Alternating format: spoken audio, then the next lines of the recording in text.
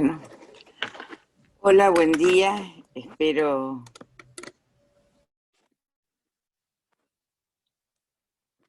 Hola, buen día. ¿Cómo están? Les agradezco la presencia en esta última reunión del seminario, en el cual el seminario 18 de Usamblan, que no sería de Usamblan, seminario 18 del año 1971 de Lacan, llega hoy a su última reunión.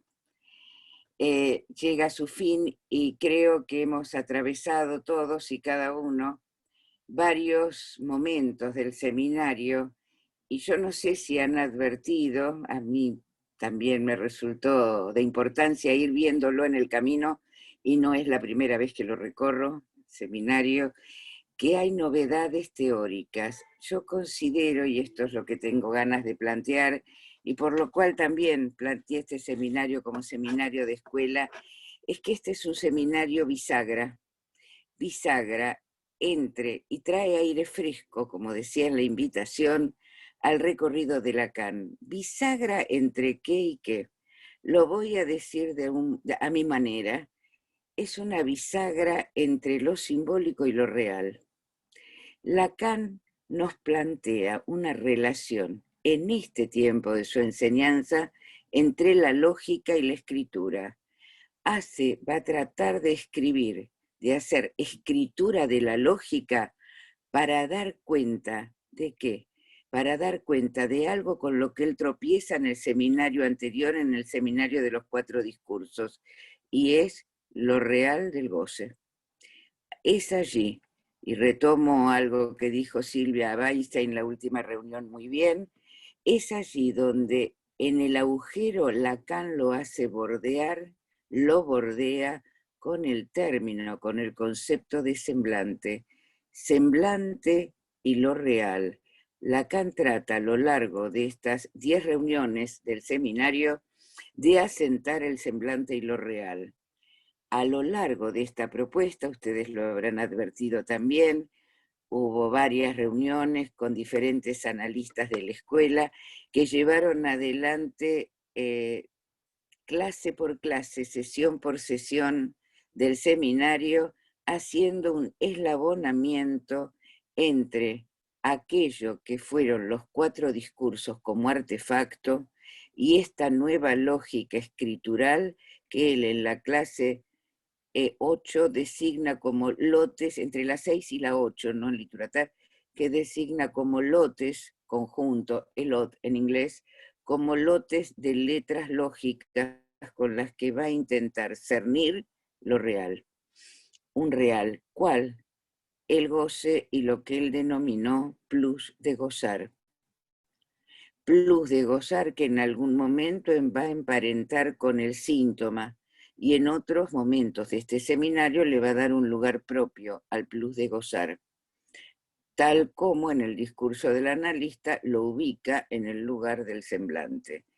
En el recorrido hay distintas lecturas y en cada una de las reuniones del seminario, estas que mantuvimos en este año tan especial que es el 2020 y que recordaremos largamente también por reuniones por Zoom, a punto tal, como suelo hacer el chiste, yo me he convertido, y creo que ustedes, muchos de ustedes también, en una especie de zumbis, ¿no? Vivimos de Zoom en Zoom como zumbis y además nos trasladamos a lo largo del día, por ejemplo, de Río Negro a Misiones, de Misiones a Mar del Plata, porque tenemos muchas actividades, todos lo hacemos a través del Zoom, o sea que viajamos también en esto que ya nos ha cansado también un poco.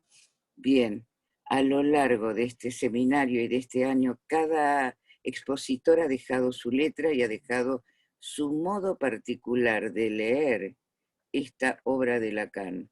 No tiene una sola lectura. Hay distintas perspectivas en relación a esta lectura que Lacan nos propone respecto asentar semblante real, asentar verdad y semblante.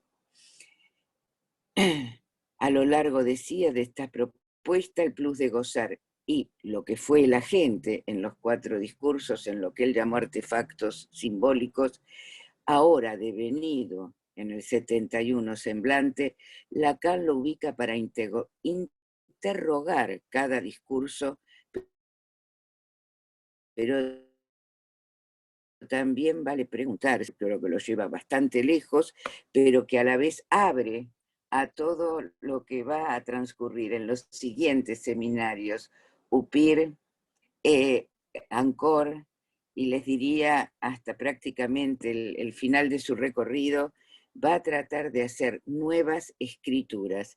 Primero, escrituras lógicas, va a tomar lógicos, Gödel, hoy vamos a mencionar a Peano, luego va a requerir, digamos, de las escrituras, de los soportes escriturales del nudo Borromeo, intentando cernir precisamente este interrogante que ubica en cada discurso. En la invitación, para el día de hoy, voy a ver si lo podemos desplegar, yo proponía el semblante, tal como lo toma Lacan en este seminario, se opone a la verdad, ¿no? Nos dice concretamente en el discurso del analista, el semblante estaría en el primer puesto, mientras que el saber está en el lugar de la verdad y entre ambos escribe la barra.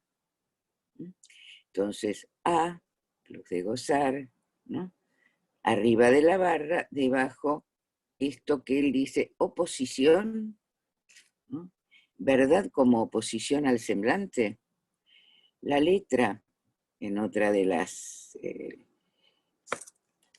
en otra clase, en otra sesión del recorrido, Lacan toma la letra en varios sentidos. Uno en el que yo les comenté recién, como los lotes de letras lógicas, las letras de los lógicos. Por ejemplo, A implica Q, P implica Q, son las letras que toman los lógicos para hacer escrituras mínimas de los axiomas y proposiciones. Pero también Lacan retoma, concretamente en la clase 7, en la reunión 7, invitado a hablar de literatura, que él va a decir litura, ¿no? En relación a la basura y en relación a su viaje a Siberia, lo han conversado, lo han tomado varios de los expositores, va a tomar la letra en psicoanálisis, la letra que hace piruetas, esta es mi lectura, también puedo decir hace peripecias en la combinatoria significante.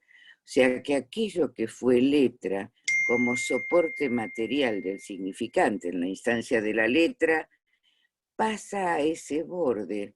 Lacan lo llama orilla, quiero recalcarlo porque alguna vez alguien dijo frontera, Sergio Staude lo retomó como orilla y yo realmente prefiero esta acepción de Lacan, ¿no? Respecto de la orilla, porque la orilla, a diferencia de una frontera, que es una frontera política, por ejemplo, yo puedo decir que entre Bolivia y Argentina hay una frontera política que divide un territorio de otro, pero la orilla litoral no divide un territorio de otro. Hace ciertas figuraciones como orilla litoral que no es siempre la misma. Puede haber retiro o avance de la marea, y en esa orilla, mucho más delicada que una frontera, que podemos compararla con una frontera, por ejemplo, arbitraria o política, la orilla es precisamente esa orilla de letra entre, ¿qué? Entre saber y goce.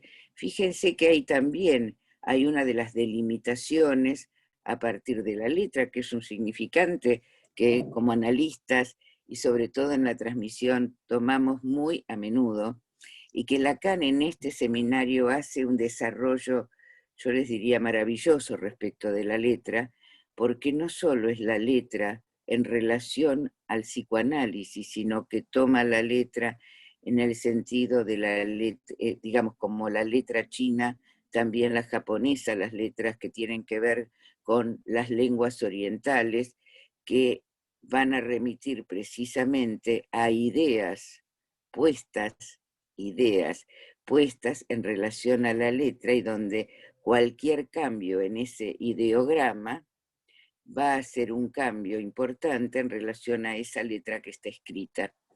Entonces, Lacan nos va a dar a lo largo de este seminario, voy a hacer ahora esto es una mini introducción, va a poner la letra en esa orilla, nuevamente digo, entre saber y goce. Incluso podríamos decir que el semblante también ocupa, sigo ahí a Silvia Bainz, en ese lugar de orilla en relación a la verdad y al agujero del significante, o al agujero, a la ansia del inconsciente. Ahora lo vamos a retomar.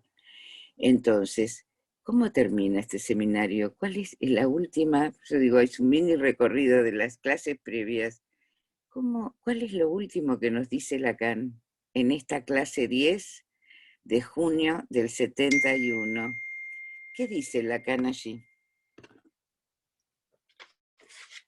Lacan allí nos dice lo siguiente, que lo que hace de obstáculo, termina así el seminario, lo que hace de obstáculo proviene del amar. Este proviene del amar, hay que tomarlo con toda su fuerza, porque ni la orilla es definitiva, ni esta oposición entre semblante y verdad, sino que hay algo del amar que va a ser obstáculo en la escritura. ¿Qué del amar hace obstáculo en la escritura? Bueno, a esto creo que se dedica largamente en este seminario y que vale la pena volver a leer cuando habla del objeto A, cuando habla del fantasma y cuando retoma una y otra vez lo que él descubre en este seminario, descubre, reinventa y resitúa, que es la imposible escritura de la relación sexual. O sea que él transcurre estas 10 reuniones, que dicho sea de paso, la 10ª reunión no está en todas las traducciones, nosotros tenemos la de Ricardo Rodríguez Ponte. Entonces, de amar viene a ubicar el obstáculo, pero fíjense qué interesante. Upir, el siguiente seminario, comienza exactamente retomando este problema del amor y la sexualidad. Esto que va a desarrollar a lo largo, pasando por la letra, por los ideogramas, por la lógica, números, pasar por diferentes momentos y diferentes razonamientos para tratar de situar este obstáculo que proviene del amar, pero que sin embargo hace inescriptible lógica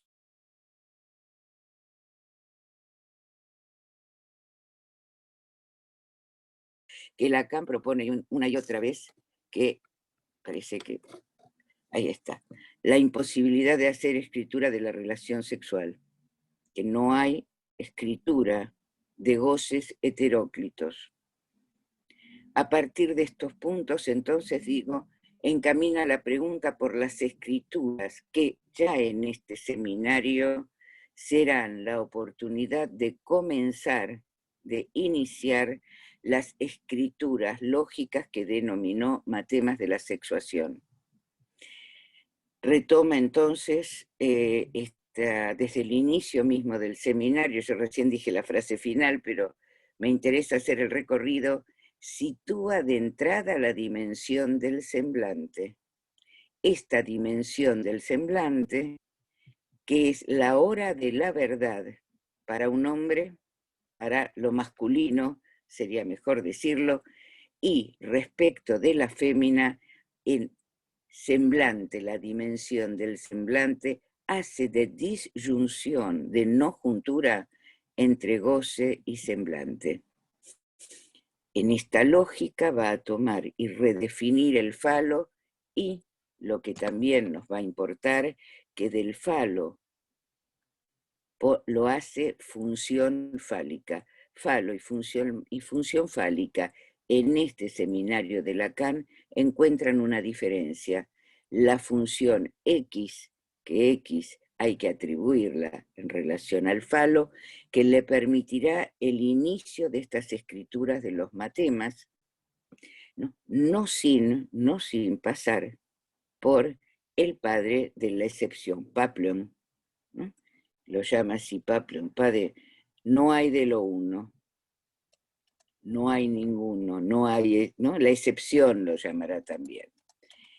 Y como decía, ya que estamos con la última sesión del seminario y voy tratando de puntuar cómo llegó a esto, cómo llegó a estas últimas ideas, que no son últimas, sino que en todo caso recorrió en el seminario, pero que aparecen en esta clase 10 como fueran, yo les diría, sorpresa. Sin embargo, fue trabajándolas a lo largo de todo el seminario. Se pregunta concretamente, ¿es un padre? Durante todo el seminario trabajó el nombre del padre, incluso el padre de la excepción, el mito de Edipo, pero finalmente nos dice que es un padre, ¿no? Y lo renueva. Es un padre, no sin pasar de algún modo por una definición en 1971 del patriarcado. El patriarcado que ubica, miren qué interesante, en el padre presencia cotidiana, aclarando algo que también después desarrolla muy bien y les recomiendo uno de los textos de Eric Porge, donde plantea Lacan, después lo retoma Eric Porge, yo pensé siempre que así lo decía solo Eric Porge, pero recordé que Lacan nos propone que el padre es un referencial, no un referente, es un nombre referencial. Ya no es solo una metáfora, una función, sino un referente y un referente matemático. Lo ubica y lo sitúa como el cero de los números, incluyendo acá la lógica de Peano, cuando Peano sitúa el cero que se va a repetir en cada uno de los números. Distancia entre el 1 y el 2, de alguna manera en Frege también podemos ubicar algo de esto. Distancia entre cada uno de los números, discontinuidad entre los números, pero también entre las letras y también entre los significantes. Esa discontinuidad, que me permito situarla del lado de lo simbólico, es la discontinuidad que trae el padre como potencial que una palabra sea de otra, pero aún en nuestra clínica psicoanalítica, que puedan hacer escansiones en el discurso, en el bla, bla, bla, en el parloteo, me gustaría decirlo así, que se puedan hacer escansiones en el parloteo, el babardash, en cualquier lugar, según lo que se escucha, en lo que se dice. Y esta discontinuidad que permite que escuchemos el significante en un análisis es la discontinuidad que surge de esta referencia que Lacan llama padre. Esta propuesta es de esta última reunión del seminario, pero les dije que no me iba a permitir algún mini recorrido que a mí me interesó para situar cómo llega a esto que recién mencioné. El obstáculo surge de la mar, que el padre es una referencia, que la letra es litoral, pero que hay también letras lógicas que no son la letra del litoral y que hay que diferenciarlas, que son enseñanzas diferentes. Pero fíjense que Lacan, tengan en cuenta que Lacan, en esto de escribir o la imposibilidad de escribir la relación, comienza, y yo este seminario lo leí muchas veces, incluso acompañada por algunos de los que están aquí en esta reunión, y me di cuenta ahora, o lo tenía olvidado, no lo sé, pero ahora me di cuenta, ¿cuál es la primera pregunta que se hace Lacan en la primera reunión? Una pregunta que hago mía y que realmente siempre me importó, que es de la metapsicología freudiana, del texto El inconsciente, que allí dice, Freud se hace la siguiente pregunta: por la interpretación, cuando un analista, cuando en un análisis se interpreta, esa interpretación levanta la represión y pasa a la conciencia, o se trata de que la interpretación es ya una segunda inscripción. ¿Es una sola inscripción que pasa a la conciencia o es una segunda inscripción la interpretación, ¿no? Incluso si quieren pueden decir, podemos exagerar y decir cifrado y descifrado, y hace juntura con la primera. Freud, ustedes saben que lo dice allí y no lo vuelve a retomar muchas veces en su obra, pero dice, bueno, esto es una paradoja, y lo ubica estas dos inscripciones del lado de la paradoja. Lacan me responde a esta vieja pregunta, les diría que siempre que hay algo del orden de una escritura, y que esta escritura que permite en el campo freudiano situarse es una pregunta, por un lado, abierta, pero es una inscripción doble, no es 1 y 2. No hay una discontinuidad, como dije recién respecto de el 0, por ejemplo, que interviene como haciendo discontinuidad, sino que acá no hay discontinuidad, es entre 1 y 2, dos inscripciones, por ejemplo, o una inscripción que levantada la censura reaparece, sino que se trata de una inscripción doble. Ahora, ¿qué es una inscripción doble? Lacan todo el seminario, y a partir de aquí, en Upir, en Ancor, incluso cuando toma las escrituras de la topología del nudo Borromeo, como otras escrituras, Lacan acá nos dice, define claramente, se trata de una inscripción doble en el derecho y el revés, sin que se franquee un borde. Interesantísimo, porque sin que se franquee un borde, le da otro lugar a la Urferdrangun. O sea que en la propuesta freudiana hay un borde, la represión, la Urferdrangun. Lacan nos dice, hay sin que se franquee el borde, y propone la banda de Moebius, por todos conocida. En estos lugares y con estos elementos designa aquello que es del orden del discurso. El orden del discurso precisamente tienen que ver con esta escritura, agregando que no se trata de discurso de un autor, de alguien que discursea, que va conversando, que no se trata de discursos de autor, sino que el discurso es un artefacto del lenguaje. Y son posiciones en este artefacto simbólico, o en los artefactos simbólicos. Claro, ¿qué lugar le va a dar Lacan a lo real en estos artefactos? Y agrega, y nos agrega, yo tengo ganas de retomarlo, que la interpretación, la verdadera interpretación, solo tiene un valor oracular y es importante por sus consecuencias, porque anticipa, o mejor, la interpretación anticipa, pero ¿qué desencadena? Desencadena el efecto de verdad, desencadena un efecto de verdad. A tal punto que lo va a comparar, esto lo dice también en la clase, en la reunión relativa al Literater, dice, hay que evocar al trueno para encontrar este desencadenamiento. Pero el trueno ahí ya no tiene valor simbólico, sino que el trueno es precisamente en esta evocación un valor real en relación a qué? En relación a esto que desencadena,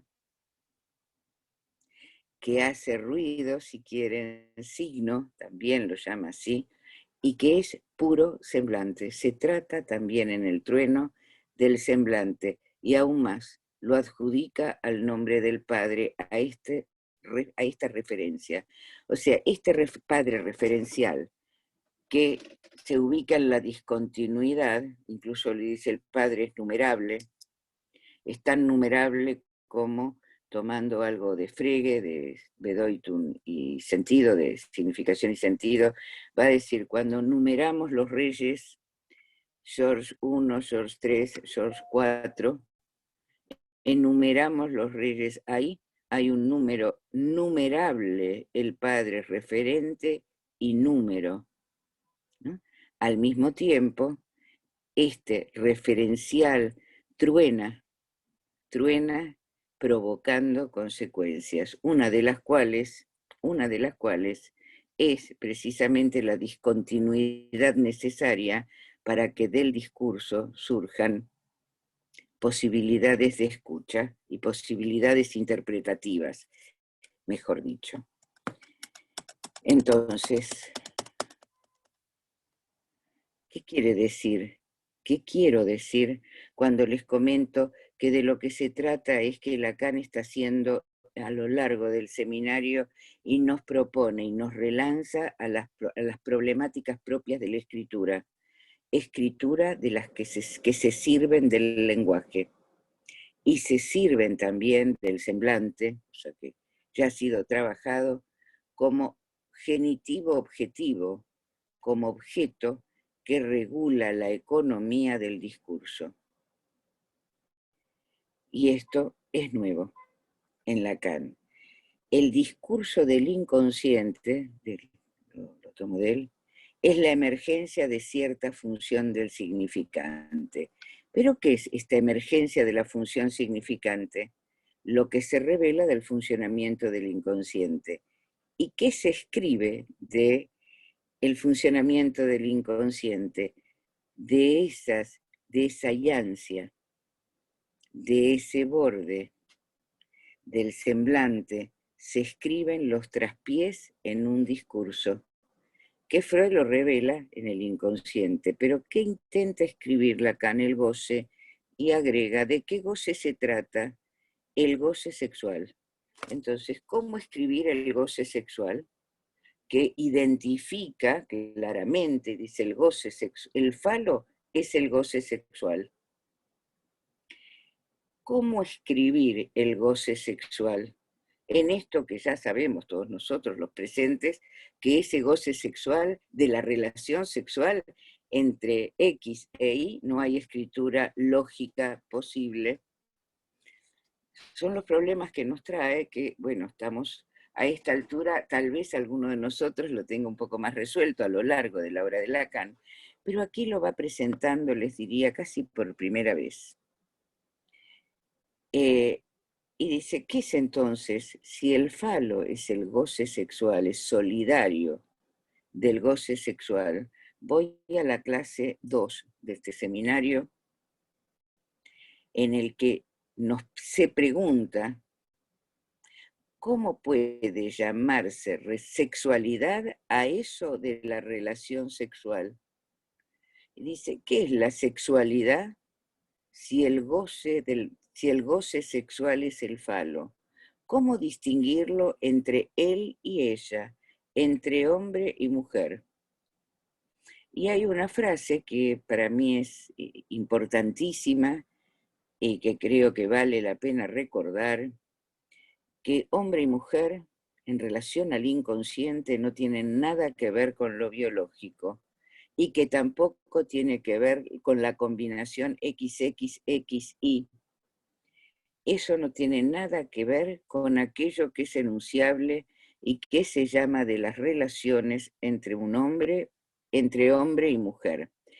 Me corregí, dije un hombre y una mujer, eso era una película que a mí me gustó mucho, pero no una película de hace muchos años, sino entre hombre y mujer, porque como bien sabemos, avanza a quien se dice hombre y mujer y no solo a esto que está planteando que hombre y mujer no tienen nada que ver con lo biológico. A punto tal, yo creo que no sé si se mencionó quienes trabajaron esta clase, a punto tal que el transexualismo, piensen, años 71, Lacan habla de patriarcado, de transexualismo y de la dimensión del decir en relación a los goces sexuales, femenino, masculino, si prefieren llamarlo así. Y el transexualismo queda dicho en este seminario, y avanza mucho, y ahora voy a comentar otra cuestión que para mí es esencial, dice: el transexualismo, lo leo, consiste precisamente en un deseo muy enérgico de pasar por todos los medios al otro sexo, aunque fuese haciéndose operar. Él agrega en el 71 cuando se está del lado masculino, pero realmente, digamos, como el tiempo pasa y las cuestiones también, y estas cuestiones también, dice un deseo muy enérgico de pasar por todos los medios al otro sexo, aunque fuese haciéndose operar, ¿no? La emasculación masculina, pero también la faloplastía femenina, digamos, en el tránsito de un sexo a otro. ¿Cómo escribe esto Lacan? ¿Qué escritura lógica le va a dar a estos problemas?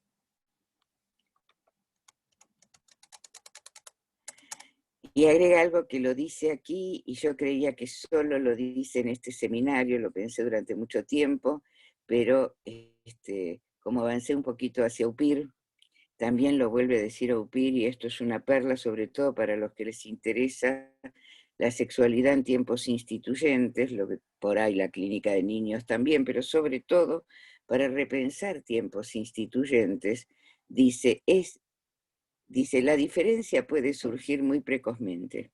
Puede ser. Yo agrego, esto es mío, la declaración de sexo. Pero esto es Lacan, ahora digo Lacan, pero es a partir de la edad adulta, que es destino de los seres parlantes repartirse entre hombre y mujer. Repartirse entre hombre y mujer. ¿Por qué dice en la edad adulta? Yo digo que esto es de interés para el que le importa estas problemáticas en tiempos instituyentes. ¿Por qué podemos decir en la edad adulta? ¿Por qué no dijo pospuberalmente? Podría haberlo dicho. ¿Por qué no dice hombres, mujeres y niños, como dicen en el ANCOR, son solo significantes? Dice en la edad adulta, lo retoma en Upir, o sea que no fue una casualidad. No es que lo dice casualmente, negligentemente. Lo retoma en Upir, hace un nuevo subrayado, porque cuando plantea edad adulta, evita, se evade si quieren, saltea, ¿qué? La problemática del fantasma y la problemática de neurosis y psicosis. Esta es una lectura, se puede discutir, ¿no? Vale, por supuesto, pensarla también, neurosis en la edad adulta para tutti quanti, pero edad adulta acá tiene un cierto valor en relación a lo instituyente. Bien, voy a, dado los tiempos, y me gustaría avanzar bastante más, y cómo se orienta el sujeto en este hombre o mujer, cómo se orienta en relación a algo que no está determinado por la naturaleza, ¿no? Donde no hay manera, lo dice un par de veces, de que se sepa qué hacer con el otro sexo. No hay modo, no hay sabiduría previa de qué hacer con el cuerpo del otro. Y agrega, una vez más que despedazarlo, hacerlo pedacitos, etc. ¿Qué es entonces? ¿Qué hace con el cuerpo del otro si no hay ninguna posibilidad simbólica de aprendizaje, sino de un saber que emerge en el mejor de los casos en la relación entre ¿no?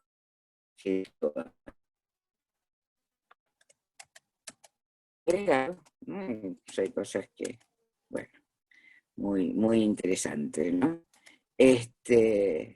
Muy divertidas, como que un nenito se orienta a hacerse hombre para hacerle signo a una nena, ¿no?, de que se puede ubicar rápidamente en la dimensión del semblante, ¿no? O sea que ya un chico podría empezar a situarse en relación al semblante. Pero el goce sexual, por eso tal vez en relación a la niñez nos vale, y también en relación a esto de la edad adulta, el goce sexual no se articula más que por el falo, que es su significante. Esto lo ubica tanto en las primeras reuniones del seminario como en el final del seminario. Vuelve y dice, ¿quién creyó alguna vez que yo dije que el falo es el significante de la falta? No, el falo no es el significante de la falta. El falo es propiamente el goce sexual, en tanto que está coordinado con el semblante. De entrada, hombre y mujer solo se conocen por los riesgos que desencadenan. Por un momento pueden estar ubicados en lo real. Ojo que acá traigo un problema. En lo real del falo. Lo real del goce sexual que se separa como tal por obra del falo. De otra manera, ahora cito a Lacan, el nombre del padre realiza a las personas cosas. Me dicen que no se escucha bien. ¿Se escucha bien? Muy bajito.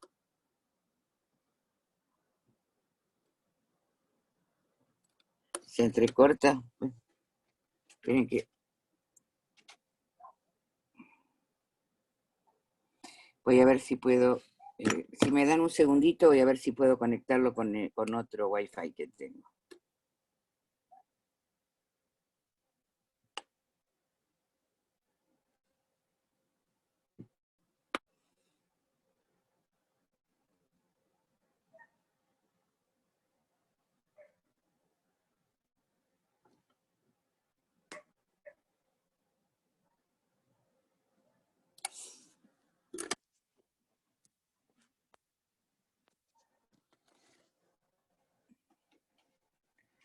Bueno, me dice Marta Dietz que a veces se entrecorta porque se escucha bien, así que voy a acercarme un poco.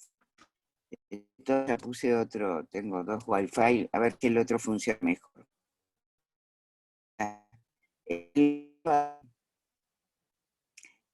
El fal dicho de ahora es mejor. ¿Se escucha Disculpa, mejor? Lili, no, antes se escuchaba apenas un No, poquito, bueno. se perdía el sonido, ahora se entrecorta más.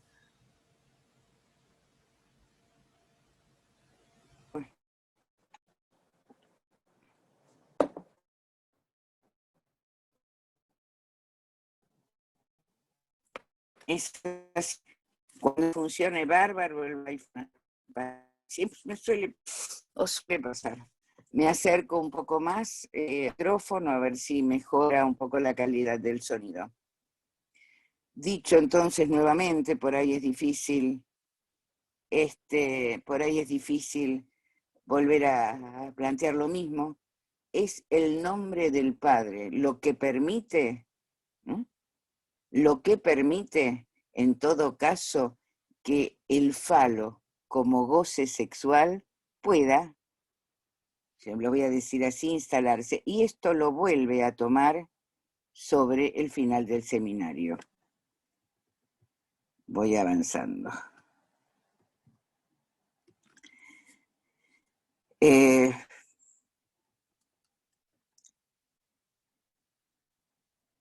Vuelvo al discurso, vale la pena, ¿no?, tratar de entender junto con Lacan que aquello que no se encuentra en el discurso no traten de buscarlo en el espíritu. Esta idea o esta propuesta de Mencio es la que le abre la posibilidad de comenzar a trabajar con las lenguas orientales. Para agregar, ya aquí, que aún trabajando lengua por lengua, se va a encontrar con un no todo, precisamente por lo real que impide la totalización. Lo real hace al no todo, y lo sorprendente, vuelvo al número, a lo numerable del Padre, que el número no sea dado en la Lalang con lo que vehiculiza de real. La paz sexual entre el número y la sexualidad, que lo dije recién, es que lo que no se sabe es qué hacer con el cuerpo del otro. Pero, ¿quién sabe qué se puede hacer con el cuerpo del parletre, con el cuerpo del hablante? Todas estas interrogaciones lo llevan a Lacan sobre el final de este seminario a decir, a volver a plantear que en la dialéctica de la verdad y el semblante se encuentra, en la dialéctica de la verdad con el semblante, se encuentra con el término de la relación sexual que por obra de lo real, y ojo que acá lo real está como apenas definido, que lo real, ¿no?, hace imposible la escritura lógica de la relación. Y esto nos es suministrado, esto lo encontramos, no hay de la relación por lo que es el análisis de los neuróticos. Habla Lacan entonces de los neuróticos sin especificar nada en particular, sino que los neuróticos, probablemente cada uno de nosotros, es un límite impuesto al discurso cuando se trata de la imposibilidad de saber sobre el otro sexo. Entonces es en este punto en donde fracasa la lógica. Esta lógica que trata de escribir, como decía recién, con lotes de letras, y aún así es no toda lógica.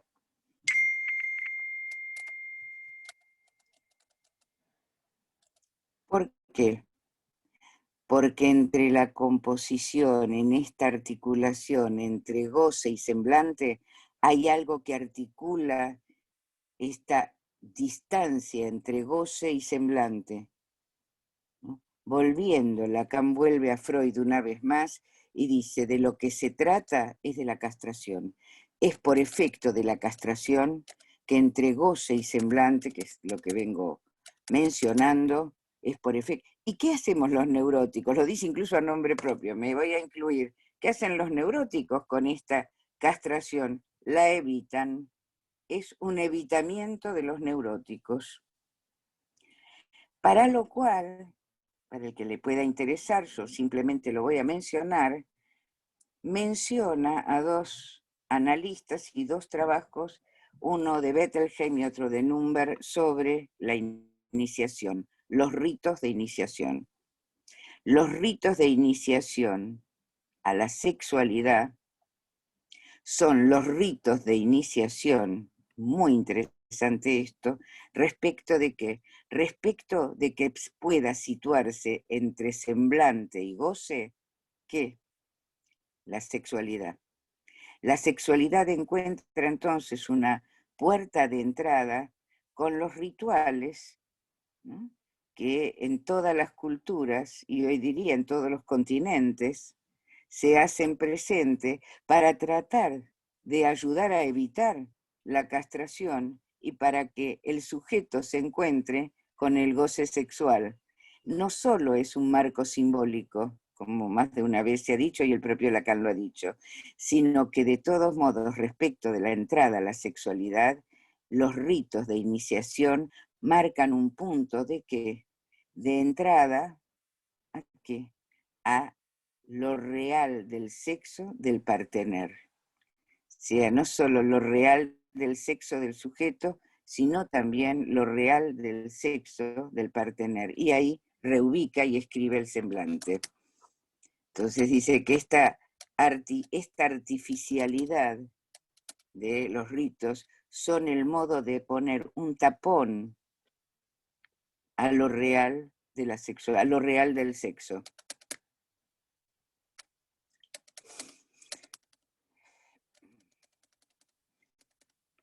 entonces, dice, nos plantea que este real del sexo y de a dónde se dirige, quién es el otro al que se dirige, ¿no? El semblante, uno de los semblantes, va a decir el otro al que se dirige es el otro castrado. ¿Quién? ¿Quién dirige o quién se dirige al otro castrado en el discurso? La histérica. Entonces, aquí aparentemente hay una contradicción, diría yo, entre aquello que plantea al comienzo del seminario, como que cada discurso no es discurso de autor, no es de una persona, sino que es un artefacto. Aquí siempre me pareció, y ahora un poco menos, pero también que hay una juntura entre histérica y el discurso de la histérica. Hay una juntura entre el autor, si quieren, entre el sujeto histérico Dora para la ocasión, la paciente de Freud o quien fuera, porque plantea que justamente quien requiere del otro castrado es la histérica y lo demuestra en el discurso de la histérica. Dice, la histérica en persona, por eso digo, hay una suerte de contradicción. ¿Cómo lo resuelve? La histérica en persona es una máscara.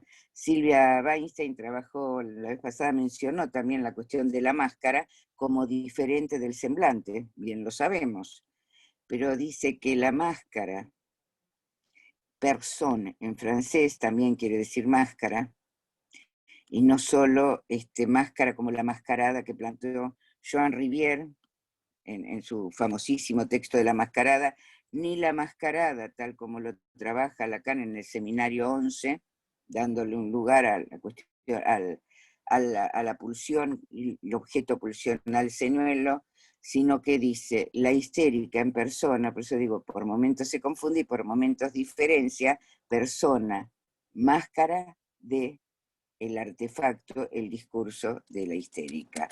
Pero que en cualquiera, es decir, tanto en la persona, a veces dice, en algún momento dice persona de hecho, ¿no? Esto lo dice en la lógica del fantasma, ¿no?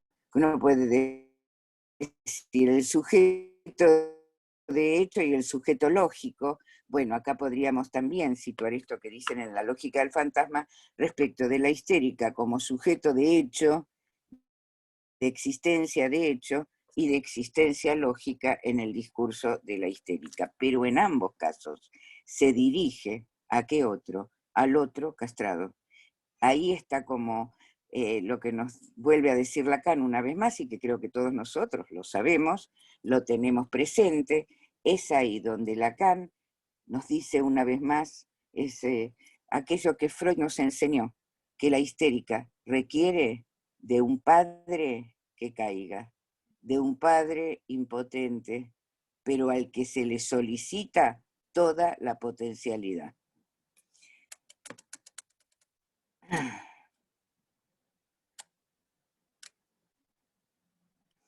Voy a ir Entonces, este padre al que se le solicita desde la histeria, no solo que esté castrado, porque que esté castrado nos permite situar el referencial que le da discontinuidad a los números y discontinuidad al bla bla bla, al bavardage, pero también es el padre impotente que reclama el sujeto de hecho, por ejemplo, Dora, la paciente de Freud, y que parece como escamotearse todo el tiempo este problema o esta problemática entre padre que aporta algo de la castración, ahora lo vamos a ver, y el padre al que se le evita la castración, ¿no? Como lugar de evitación de la castración. Hace todo un recorrido Lacan por Frege, algo mencioné recién, entre significación y sentido, pero que Lacan lo toma precisamente para situar que es un padre en este seminario, que no es lo mismo que lo que va a decir en el Sintón respecto del padre. En este seminario está entrando a una problemática del padre que lo va a llevar eventualmente al padre de la pereversión, pero todavía no está ese padre. Está pivoteando Lacan en la pregunta que es un padre entre el padre de la metáfora paterna, incluso lo cita, entre el padre de la metáfora, escrito en términos de metáfora, y este padre cuya singularidad aquí ubicada es el nombre del padre, es el falo. O sea que fíjense la variedad, si lo puedo decir así, de nombres del Padre, de significaciones en relación al nombre del Padre. Tenemos entonces el nombre del Padre es el falo, el nombre del Padre es un referencial, el nombre del Padre es lo numerable, nom, num, en francés son homofónicos, nombre y num, ¿no? Nombre y número, hay una homofonía y muchas veces se designa con la misma palabra. El nombre del padre es el falo, y vuelve a citarse Lacan al final del recorrido del Du Semblant, diciendo, el nombre del padre es el falo, esto ha provocado muchísimos horrores en las almas piadosas. Vieron que yo recién se los leí de las primeras reuniones del seminario. Lo va a articular mejor. Está claro, es que es el falo, desde luego, pero que es de todos modos el nombre del Padre. Lo que está nombrado Padre, lo que está nombrado Padre. Si es un nombre, tiene una eficacia. ¿Saben por qué? Porque puede responder de esta eficacia. Al menos en los neuróticos.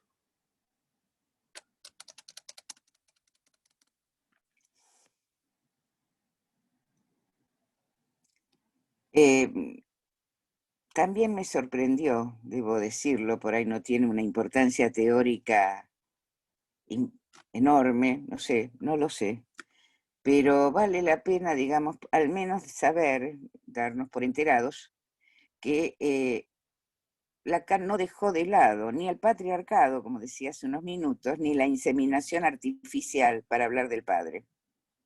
1971. Supongo que como nadie me dice nada, se debe estar escuchando un poco mejor, ¿no? Entonces dice, hacemos intervenir al Padre siempre. El Padre responde, pero en la inseminación artificial, ¿responde? Hoy sabemos, incluso en nuestra clínica sabemos, diferenciamos el genitor del padre y por otro lado, digamos, las múltiples variedades actuales, digo actuales de las posibilidades que ofrece la ciencia, la medicina, etcétera, etcétera. Podemos situar de qué se trata la inseminación artificial y si se trata, y hay una distancia, una disyunción entre padre y genitor.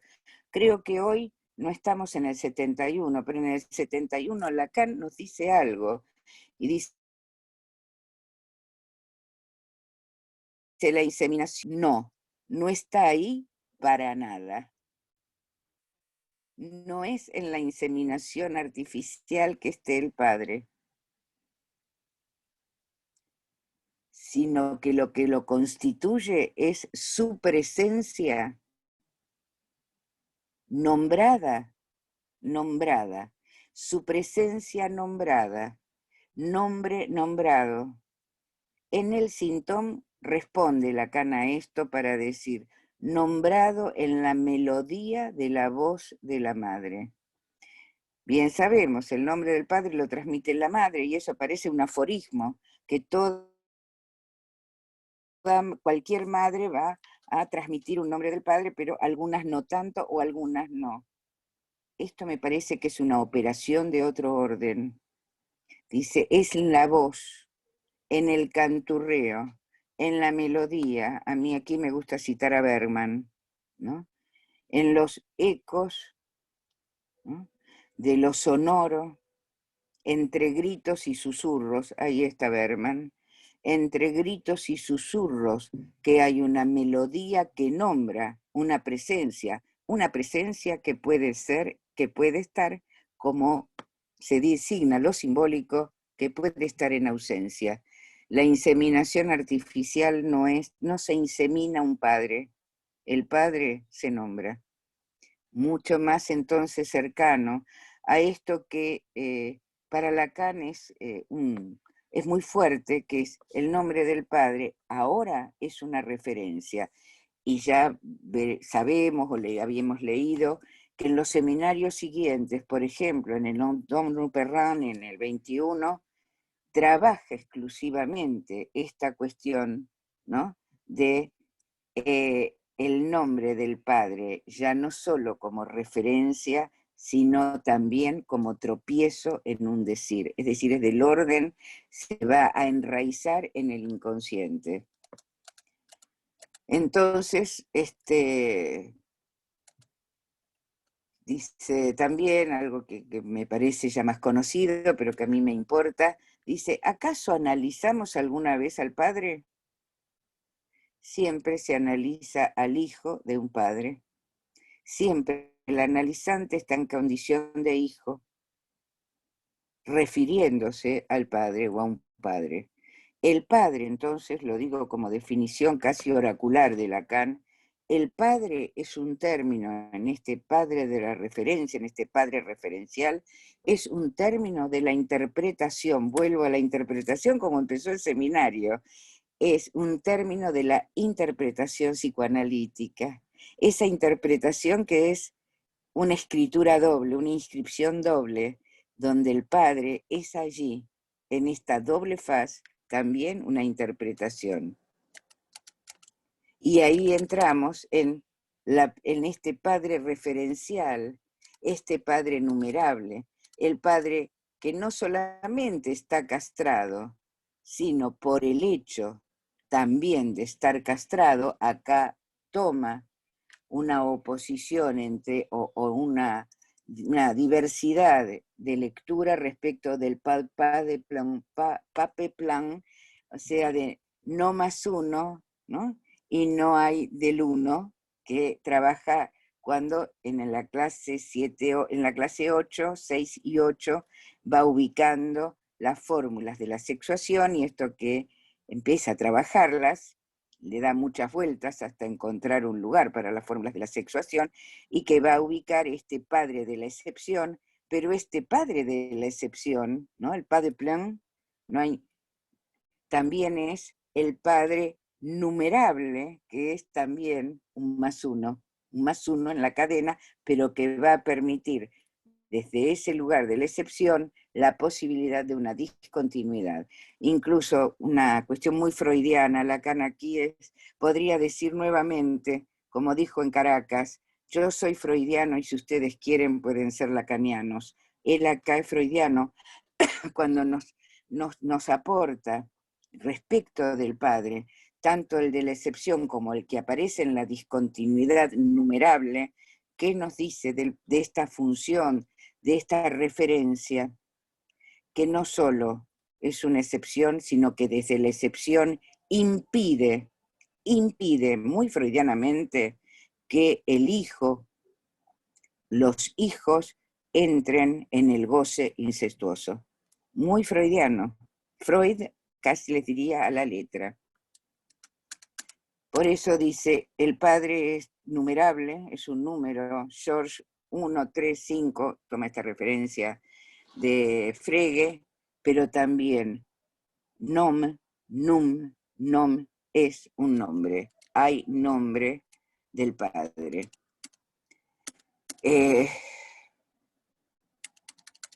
Bueno, el matriarcado se lo deja a las madres. No lo debate demasiado Lacan.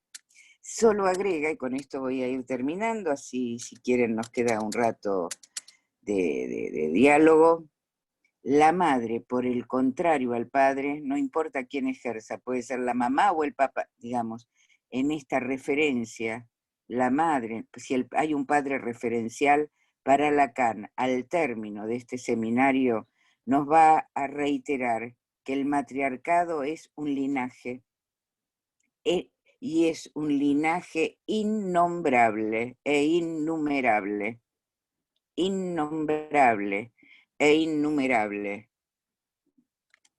porque no hay un punto de partida. La madre, las madres, entre madres e hijas, lo voy a decir a mi manera clínica, entre Caperucita Roja, entre la madre y Caperucita Roja está la abuela. Entre madres e hijas está la madre de la madre. Y lo retoma Lacan.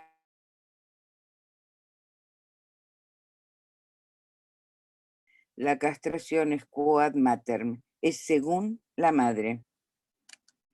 El linaje materno intenta poner un orden, 1971.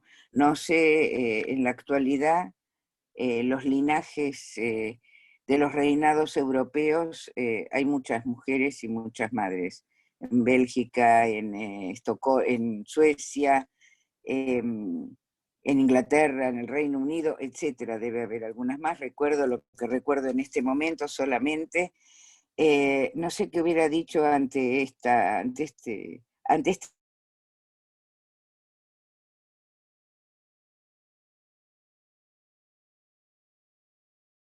orden, pero sin la referencia al Padre no lo encuentra. Es innombrable e innumerable. En este sentido,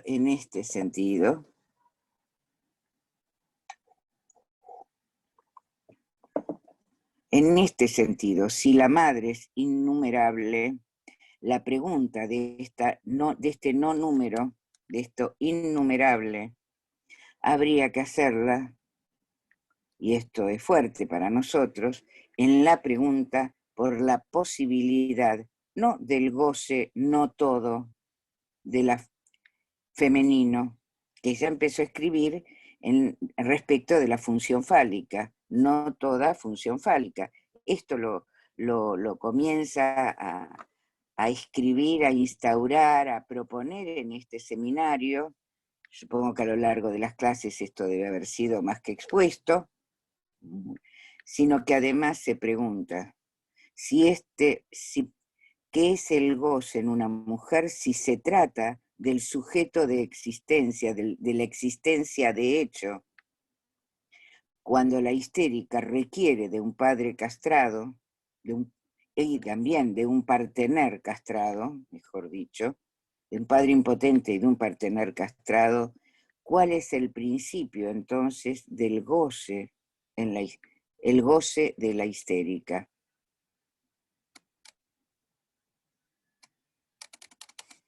El goce de la histérica, de lo cual ella sería también parte de la histérica, de la larga lista de los innumerables, lo propongo así, goces posibles de una por una de cada una, aunque esto lo va a decir un tiempo más tarde. En la perspectiva histérica entonces también y del discurso histérica, el falo vuelve a ser fecundo. Nos da toda la fecundidad del abordaje de la histérica. El falo es el que engendra también en la histérica, si se pudiera decir así, la fecundidad que Lacan llama forjadura fálica, en las forjas del falo. Y es precisamente que freudianamente todo niño es reproducción del falo, en tanto que está grávido, es fecundo de engendramiento fálico.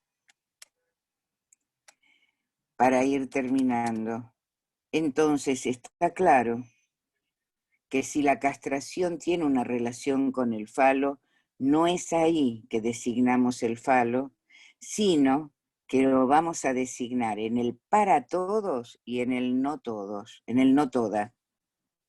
Este no todismo le vuelve a dar lugar al falo, que en tanto función fálica va a situarse en una lógica de escritura que al mismo tiempo se disyunta y se aleja de cualquier posibilidad de escritura de cada uno de los lugares de la barra, del lado masculino y del lado femenino.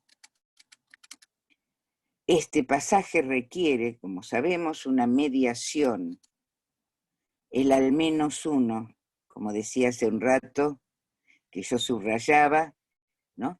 Que este al menos uno, que Freud, vuelvo a Freud, nos lega, aunque Lacan lo cuestiona, lega un mito. Lacan quiere hacer de esto escritura y creo que lo logra, a mi criterio. ¿Qué es esta escritura?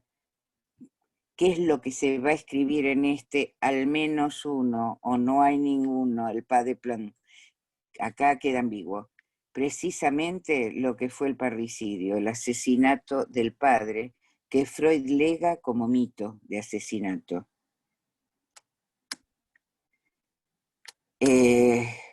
Y que al mismo tiempo, gracias al parricidio, lo digo a mi manera, podemos encontrarnos en dos cosas. Primero, con el goce y además con que como hay una mediación entre uno y otro lado de la barra, entre quien se dice de un lado o del otro, termina el seminario diciendo, en esta mediación aparece la paradoja que ya les mencioné, el colmo de la paradoja, porque el obstáculo de uno y el otro lado del goce, llamado masculino y femenino, pero que para los dos, para ambos, el falo está ordenándolo como función y como escritura posible, ahí aparece el colmo de la paradoja. ¿Cuál? Que el obstáculo no viene de solo de los goces heteróclitos, que no son inscriptibles, no hay una conexión que podamos ubicar en una escritura, me refiero, sino que el colmo de la paradoja es que este obstáculo viene del amar, que es con lo que empezamos la reunión de hoy. Vienen del amar. O sea que y el amar ya no es, agrego, ya no lo va a considerar Lacan, aunque no lo dice acá, retoma el problema del amor en Upir y en Ancor.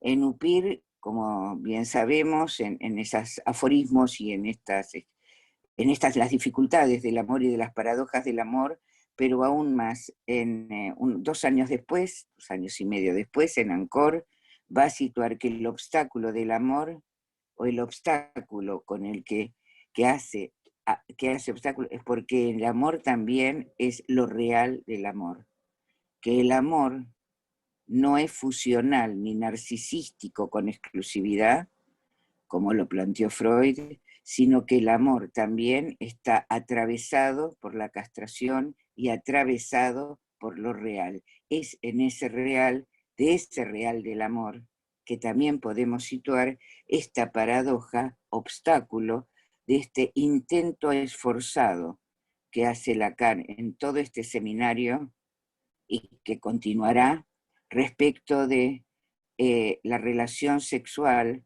que precisamente por la condición del inconsciente se impide, y se impide porque en el límite del inconsciente el amor será el obstáculo imposible de sortear y que también hará, digamos, a cómo no se podrá escribir, cómo no podremos hacer una lógica de escritura en el pasaje de una escritura a otra.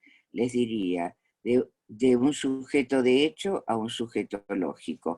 Bueno, dejo aquí para abrir comentarios y que haya un tiempo de conversación si quieren. Hay algo muy gracioso, que es habitualmente yo he coordinado, bien, encuentro un obstáculo.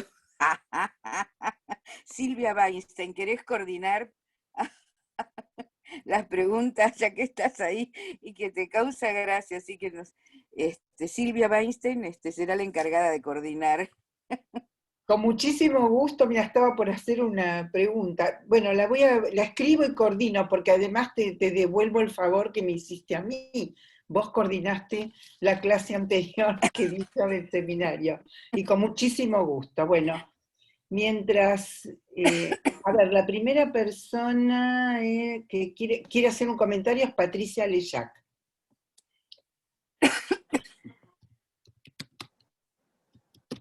Patricia. Sí, estaba desmuteándome, viste, que es Muy un bien. nuevo significante que nos trajo la era pandémica.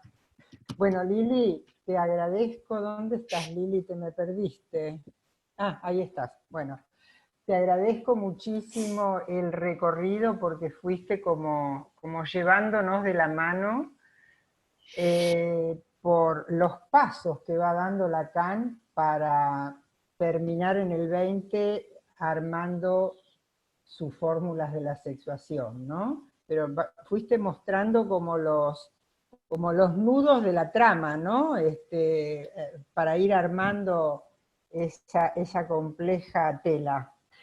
Bueno, por ejemplo, esto que vos dijiste de que si el nombre, ¿no? En relación al nombre del padre, tiene eficacia, es porque puede responder por esa eficacia, ¿no? Y en RCI, justamente él ubica allí al padre como nombrante, ¿no? Como que su palabra es nominante, ¿no? Porque hace de su mujer objeto causa de su deseo, bueno, por toda una serie de cuestiones, pero me encantó estos pasos sucesivos.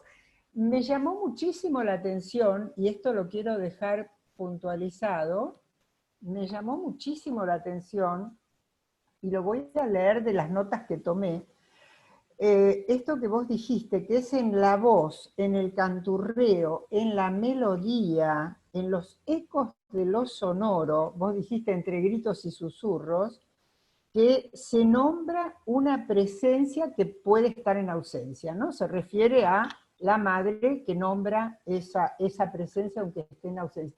Me llamó muchísimo la atención que se pusiera el acento en lo sonoro y no en el significante, o por lo menos no y en el significante también, ¿no? Sino exclusivamente en lo sonoro.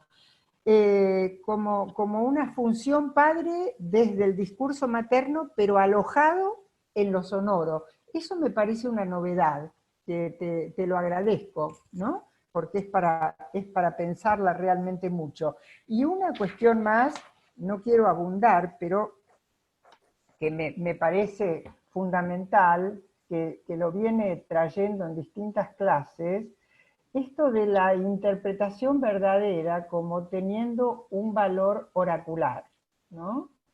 Vos dijiste operando como un trueno, digamos, ¿no? Pero entonces lo verdadero no es lo que dice el analista, sino lo que desencadena con su trueno. Esto me parece joya, perla, ¿no? Para resaltarlo realmente.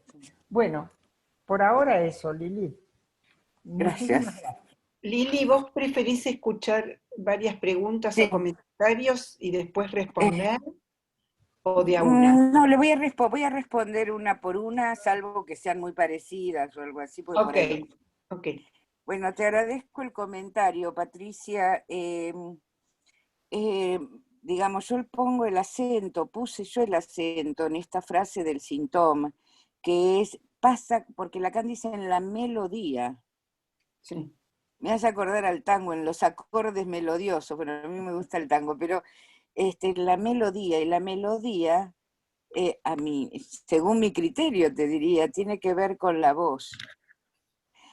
Y además en la voz del nombre, o sea que está el nombre y ahora el número en relación a una convocatoria para que responda. Que el padre sea nombrante, es nombrante, a mi criterio, por lo menos en este momento, se puede ampliar la cuestión, pero que el padre esté del lado de lo nombrante es porque escupe los nombres de los 3 registros. Escupe, la palabra que usa Lacan también ahí se escupen los nombres en RCI. Sí. Digamos, esto por una parte. Ahora, la segunda parte de tu pregunta, es que la interpretación analítica desencadena la verdad, no lo verdadero, sino la verdad.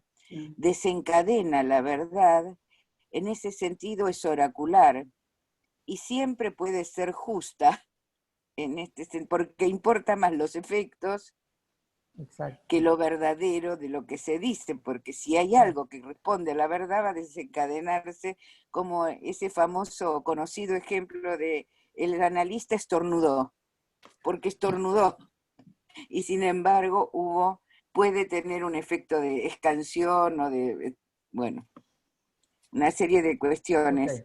De ahí lo real del trueno, de la interpretación, porque es real, y pareciera que hay todo un problema en relación a la voz, lo real de la voz y ese enlace y desenlace respecto de lo sonoro. Lacan hace una serie de observaciones muy interesantes entre lo sonoro y la voz, porque la voz puede no ser sonora, puede ser áfona, áfona, como en el super yo, y la voz puede ser un canturreo interior, ¿no? No necesariamente superyoico, pero bueno, como que puede haber una disyunción o un clivaje entre lo sonoro, el campo de la sonoridad, y aquello que es la voz desprendida, incluso del campo de la sonoridad. Bueno, da para muchísimo, gracias. Bueno, no, gracias a vos. Lili, hay un comentario de Dani Paola, no sé si hay una pregunta ahí, pero te lo leo. Bravo, Lili, amplitud de significancia del nombre del Padre. Excelente interpretación de la voz de las mujeres, quote matrem, y del goce fálico dado por el nombre del Padre. Bueno, gracias. Ok. Gracias, Daniel. Bueno, acá vienen, acá me anoté yo, ¿puedo? A pesar de que coordino, ¿puedo? Sí. La verdad que te agradezco muchísimo, pero muchísimo la clase, has hecho un recorrido siendo la última clase del seminario de mojones muy importantes del seminario y de los que vienen próximamente, ¿no? A propósito de la clase que a vos te tocó, y que también la anterior la di yo, entonces, vos viste que Lacan dice con cuál de los dos, algo así, ¿no? ¿Con cuál de los dos padres nos quedamos de los mitos freudianos? ¿El del Edipo o el de la horda, el padre de la horda? Como si hubiera allí, sabiendo las diferencias, porque no son, hay diferencias que ya las conocemos, incluso el mismo Freud las dijo. En el caso de Edipo, bueno, él no sabía que era el padre respecto del parricidio, y aparte se trataba de él solo. En el caso del mito de la horda se trata de todos los hijos que se unen para vamos a decir, un bien común. ¿Cómo pasa para vos, Lacan, entonces? ¿Por qué acentúa estos dos mitos de Freud? Porque él, es cierto, como vos decís, más adelante va a hablar de los nombres del padre, saliéndose incluso de la cuestión de la metáfora paterna. Y la otra cosa te la quería preguntar, porque me pareció, me dejó como un enigma. Y es cuando hablas de en la edad adulta, espera que lo encuentre, la edad adulta, decís que se saltea el fantasma. Porque esto es una lectura tuya, me parece. Sí. Bueno, te lo agradezco, pero quiero que me la expliques, porque me parece que tiene algo ahí eso.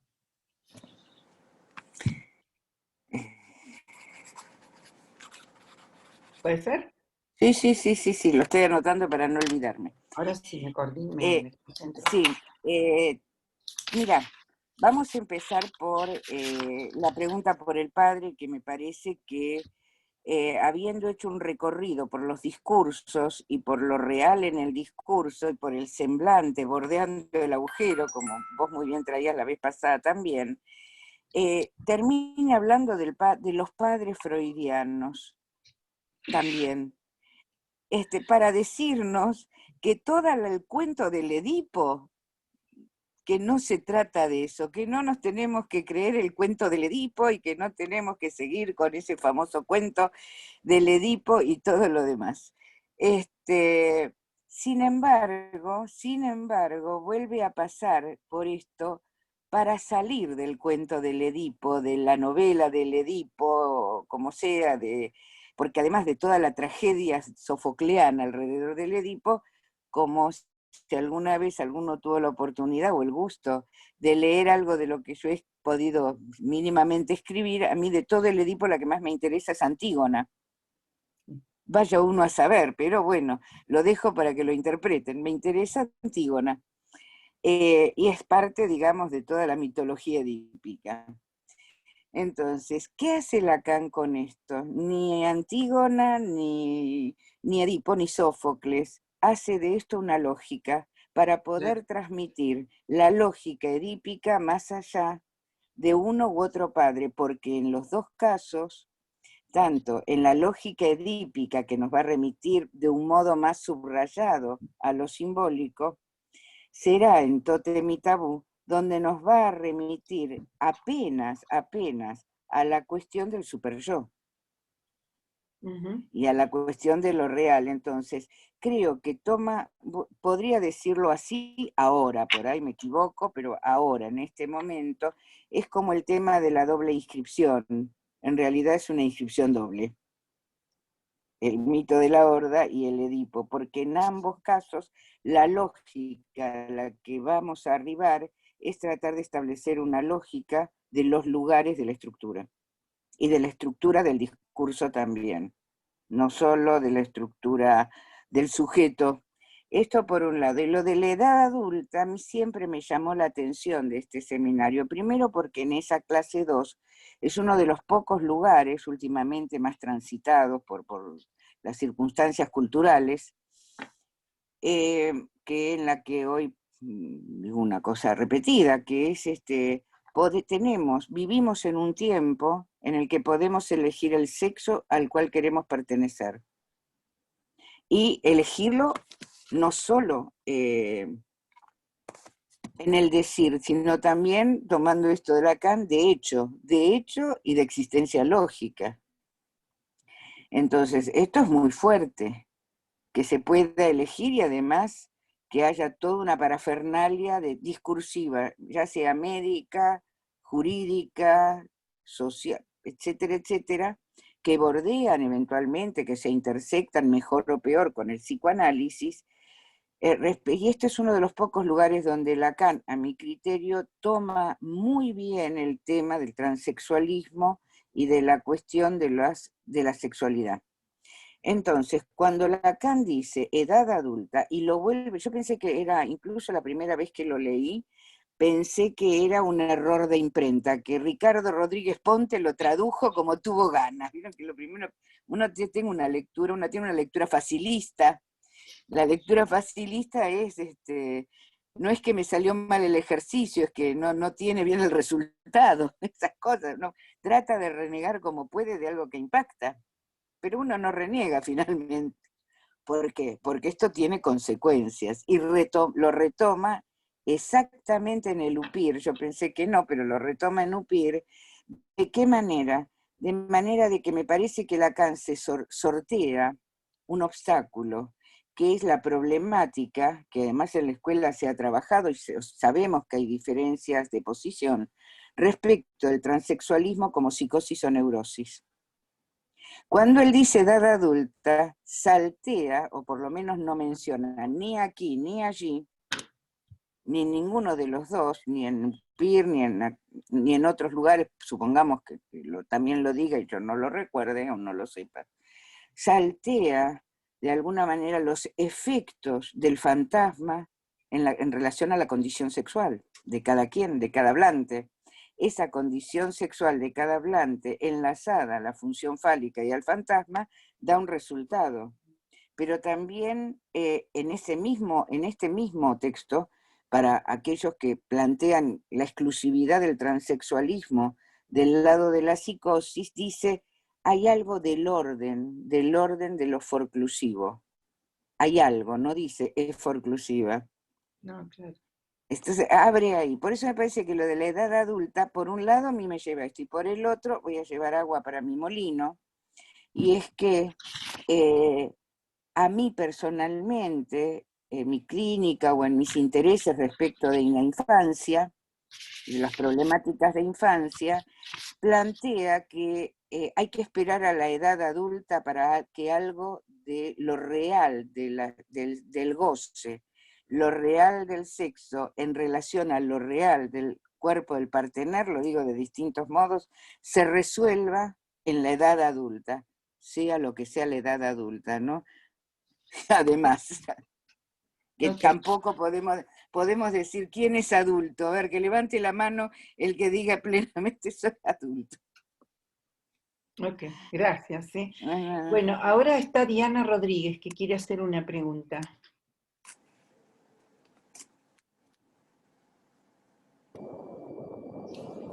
Bueno, buenas tardes a todos. Hola Lili. Bueno, muchas gracias.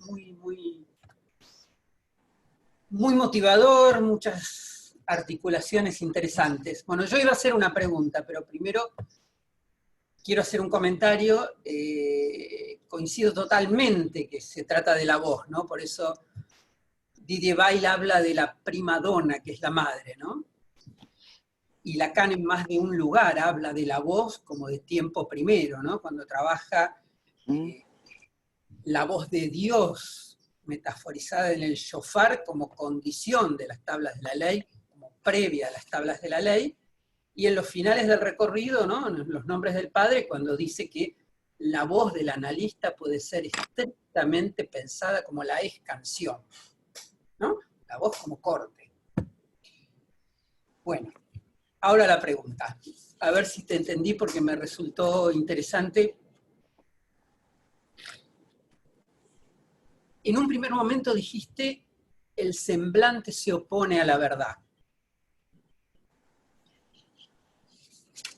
introduciendo el concepto de letra como litoral. Y más adelante dijiste, y acá se me genera la pregunta, y quisiera que digas un poquito más, que la dialéctica entre la verdad con el semblante, de la dialéctica de la verdad con el semblante se encuentra la relación sexual, ¿no? Quisiera ver si podés agregar algo, poner un poquito en tensión esas dos formulaciones en relación al semblante y la verdad. Entiendo que no es sencillo, pero bueno, por ahí podés desarrollar un poquito más. Una primera cuestión respecto de la voz, coincido, Diana, y más de una vez lo hemos conversado, lo venimos conversando, el tema de la voz. A mí me parece que Lacan también tiene un anticipo respecto de la voz y lo real, que es en el grafo de la dialéctica del deseo, en el grafo del deseo, que Sí, pone la voz previo al correcto, otro, claro.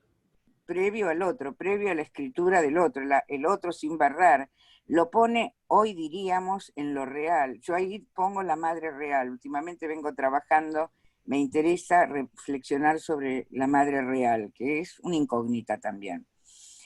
Eh, entonces, ahí ubica el tema de la voz y también dice lo visto, Freud dice lo visto y lo oído primitivo, y Lacan dice lo oído primitivo hace que cada quien tenga su inconsciente. En ese punto que hace que cada quien tenga su inconsciente, y es en la emergencia del inconsciente por el cual semblante se requiere del semblante que se opone a la verdad en la escritura, porque el semblante ni es apariencia, como bien sabemos, ni es mascarada, no es engaño, sino que bordea, lo tomo de ahí, el agujero por el cual, digamos, o desde el cual está el sujeto del inconsciente. Entonces, en este terreno me parece que lo que dije segundo, ahí encontramos, me falta una palabra. Faltaba una palabra, te agradezco, Diana, el comentario, porque ahí había un error, en la ligereza de la cháchara, como No, me gusta decir. en la dificultad del concepto, ¿no? No, en la ligereza de la cháchara, viste, uno bla, bla, bla. Ahí en esa ligereza pongo, dije, lo que vos comentaste muy bien, entre semblante y verdad aparece la relación sexual, me aparece la dificultad de la relación sexual precisamente porque en la medida en que estamos articulando el sujeto del inconsciente, la emergencia del inconsciente, justamente por esa vía, verdad y semblante no se juntan, aun cuando están articuladas, por lo menos en el discurso del analista. Y en el trueno, ¿no? Que donde recién mencionaba también Silvia. No sé si contesto, pero bueno, por ahí lo voy a pensar un poco más. Bien, bien. Bueno, Gustavo Jeliseski quiere hacer Bueno, una pregunta. sí. Bueno, gracias Lili. Agradecerte primero el trabajo que te tomaste de ir tan detalladamente por todo el seminario. En realidad, la pregunta que quiero hacer ya la hizo Silvia Weinstein exactamente igual como quería hacerlo yo. Esta cuestión de la edad adulta y a mí me gusta más decir transexualidad que transexualismo, porque transexualismo parece tipificar algo que en realidad tiene que ver con la sexualidad, ¿no? Y es verdad que Lacan habla de la faz psicótica, cuando habla de Stoller, ¿no? De los casos de Stoller, Sí. que fue alguien que estudió muchísimo el tema de la transexualidad y con muchísimos casos clínicos y muchísima casuística, y Lacan lo leyó. Pero bueno, me parece saludable dejar abierto el interrogante si es tan fácil ubicar a los transexuales o transgéneros del lado psicótico. Lo que yo vengo escuchando en la clínica no permite hacer esa conclusión de manera tan inmediata y fácil como dice Lacan acá, ¿no? Y también hay que tener en cuenta que la casuística que tenía Lacan tenía mucho que ver con Santán, tenía mucho que ver con la clínica de la psicosis. Entonces, me parece que estamos en otro momento y que tenemos que animarnos a que tal vez la clínica cuestione un poco la teoría, ¿no? Sin dejar de lado el tema de la forclusión, que habría que ver cómo ubicarla. No es lo mismo ubicarla en el nombre del padre que ubicarla en otro lugar del nudo, ¿no? En lugares diferentes del nudo. Ese es el comentario, pero ya contestaste esto, no sé si querés decir algo más. Me interesó muchísimo esto de la edad adulta. Sí. Coincido plenamente con lo que decís, Gustavo.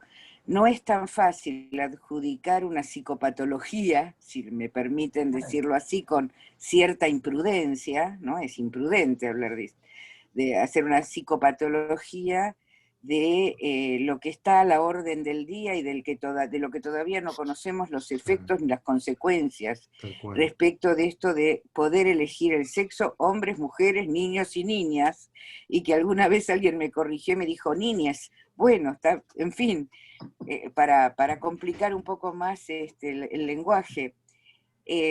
Realmente es muy difícil, y más de una vez me he preguntado, lo voy a decir así, coincido, la clínica hoy no da lugar a una tipificación tan estricta, o tan estricta como se ha hecho, y no sé qué le pasaría a Lacan leyendo bueno, yo le digo Beatriz, pero es apreciado, ¿no? A Paul Preciado. Sí, Beatriz Paul Preciado. Beatriz Paul Preciado o Paul Beatriz. Sí. Lo que sí me parece fundamental... No, quería decir esto, que lo que sí me parece fundamental es esto, que la declaración de sexo sí se produce en la edad adulta. En eso no me queda duda. Exacto. Sí. Bueno, gracias. Gracias. Bueno, te digo una cosa, Lili, tenés muchos comentarios, pero muy buenos respecto de tu exposición. Si querés te los leo para que te pongas contenta. Pero estaba pensando si preferís que siga con las preguntas, porque hay preguntas. Sí, las preguntas. Silvia Thomas dice, interesante lo del linaje materno. ¿Podrías ampliar, Lili? Ahí hay una pregunta, además del comentario. Sí. Bueno, Silvia, gracias. Gracias por la pregunta, por la escucha.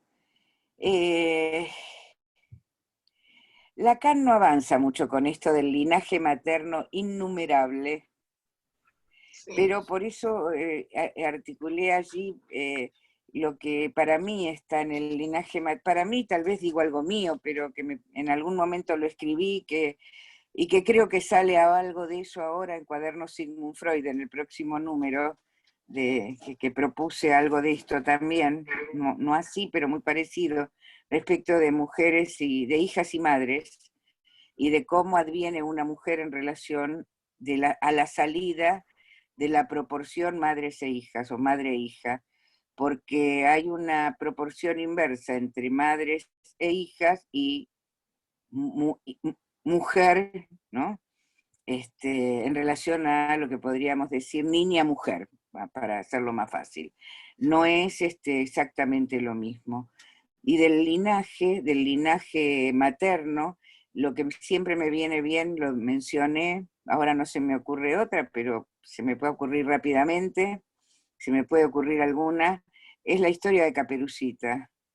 No habría posibilidad de Caperucita y la búsqueda del padre en las Caperucitas, que no es una sola, si no es por la vía a veces de un pasaje al acto en el encuentro del nombre del padre. Tiene que salir engañando a veces ese linaje, porque el camino si no queda entre la madre y la abuela.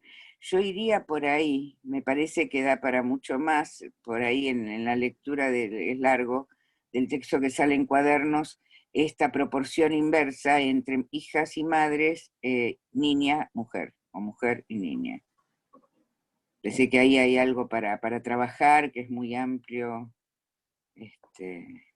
pues si no, me parece a mí que si no hacemos alguna reflexión en relación a solo la pesada herencia del linaje materno, probablemente nos tengamos que seguir preguntando cuál es el goce de la histérica, como creo que sitúa Lacan ahí, ¿no? ¿Cómo llegar a eso?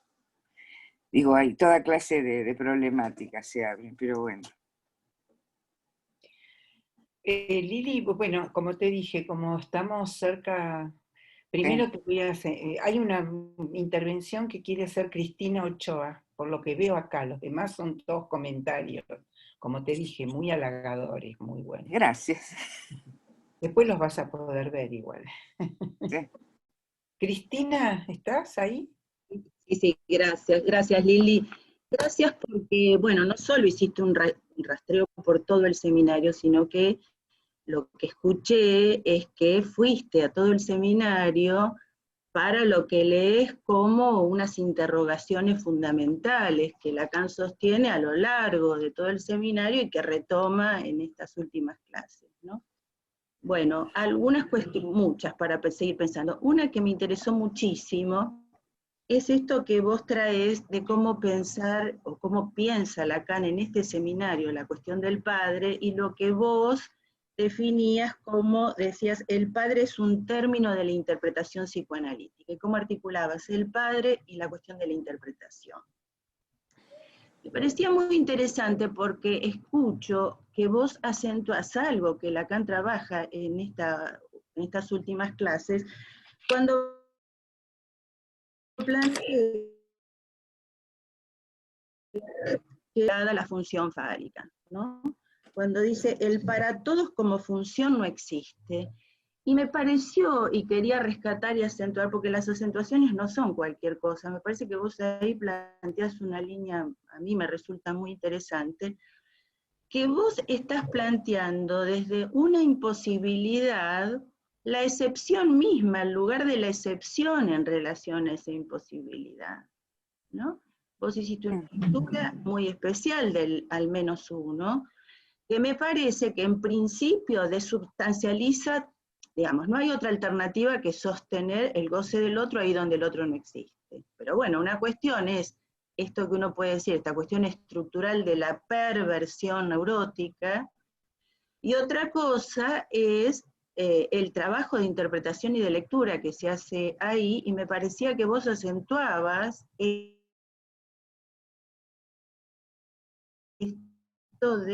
relación a la imposibilidad. Me pareció, la verdad, que una cosa muy interesante para seguir trabajando entre nosotros. La otra cuestión, y es más una pregunta, preguntón, digamos, ¿no?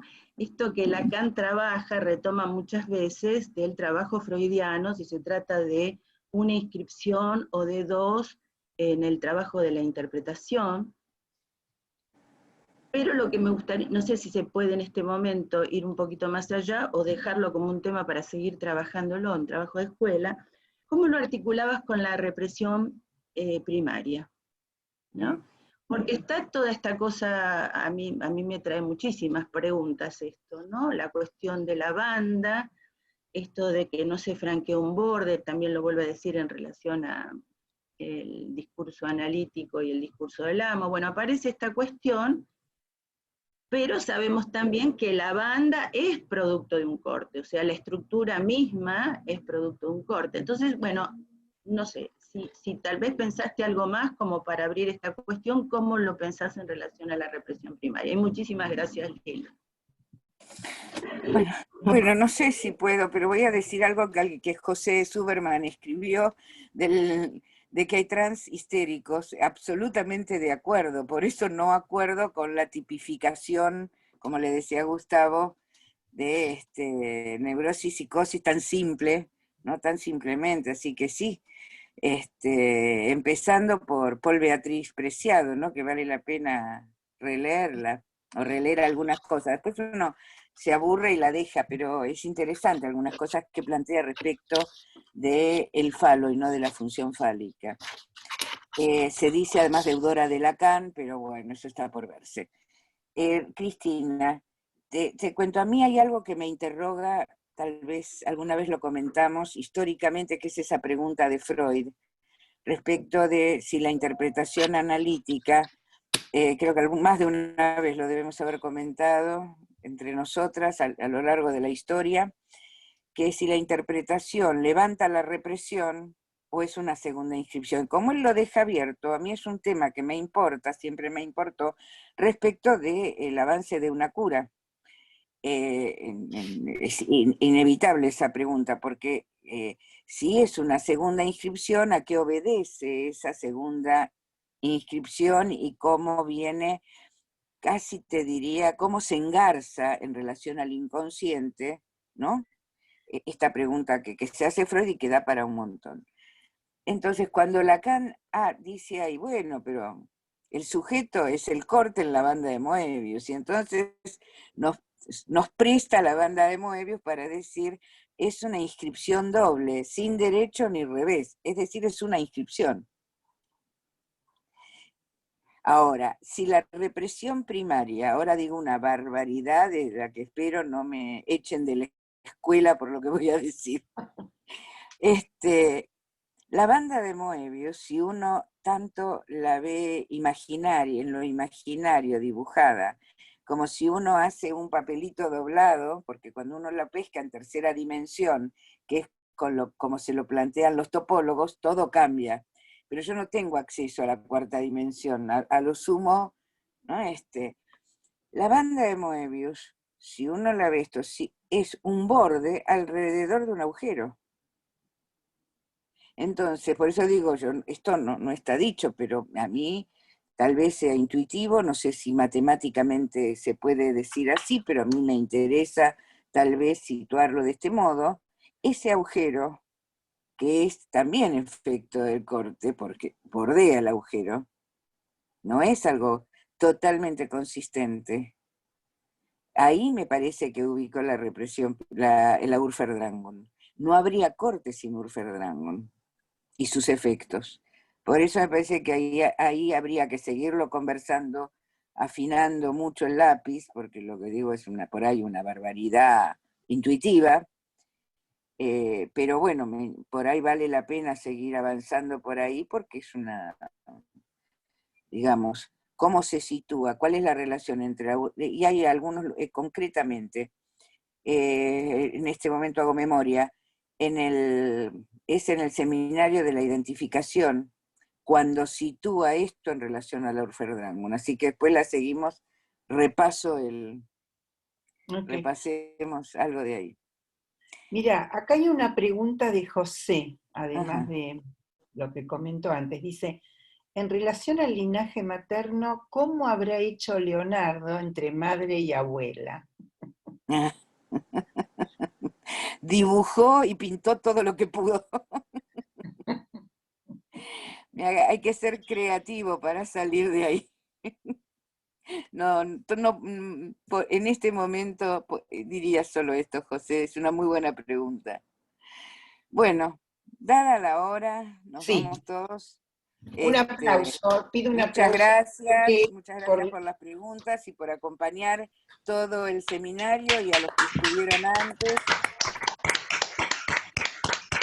Hasta el año que viene. Chao. Gracias, Lili. Muchas gracias. Gracias, Chao. Lili. Muchas gracias, Lili. Gracias. Gracias, Lili. Muchas Gracias. gracias.